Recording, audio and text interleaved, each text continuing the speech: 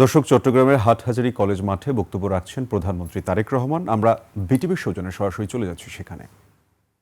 করে ব্যবসায়ীরা বিনিয়োগ করতে পারে, ব্যবসায়ীরা যাতে করে আশ্বস্ত হতে পারে এই দেশে বিদ্যুৎ, গ্যাস সবকিছু থাকবে। কিন্তু মানুষকে বিভ্রান্ত করে বিশৃঙ্খলা সৃষ্টির চেষ্টা করছে একটি রাজনৈতিক দল। প্রিয় ভাই বোনেরা, আমরা যেখানে প্রতিদিন পরিশ্রম করছি দেশের মানুষের ভাগ্যের পরিবর্তনের জন্য, আমরা যেখানে প্রতিদিন পরিশ্রম করছি দেশের ভাগ্যের পরিবর্তনের জন্য, কিছু সংখ্যক লোক বিশৃঙ্খলা সৃষ্টি করছে।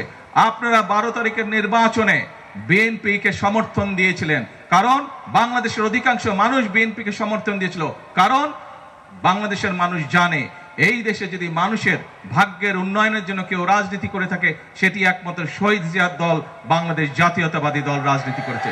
বাংলাদেশের উন্নয়নের জন্য যদি কেউ রাজনীতি করে থাকে, কোন রাজনৈতিক দল যদি রাজনীতি করে থাকে, সেটি দেশনেত্রী বেগম খালেদা জিয়ার দল বাংলাদেশ জাতীয়তাবাদী দল সেই রাজনীতি করেছে। এখানে বহু মুরব্বী উপস্থিত আছেন।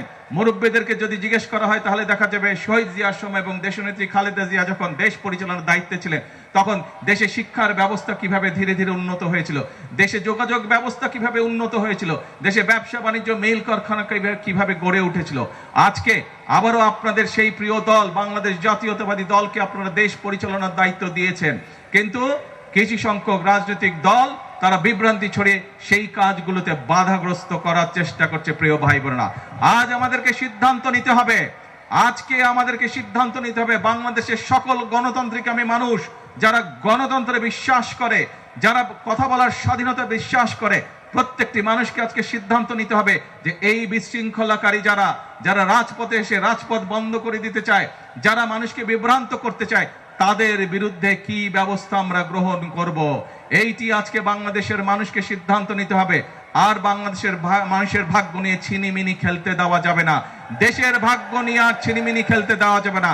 এখন সময় হচ্ছে দেশ গড়ার সময়, এখন সময় হচ্ছে জাতির ভাগ্য গঠনের সময়। কাজে আমাদের 20 কোটি মানুষের 40 কোটি হাতকে আজকে শ্রমিকের হাতে রূপান্তরিত করতে হবে। আমাদের দেশকে সামনের একদিনে এগিয়ে নিয়ে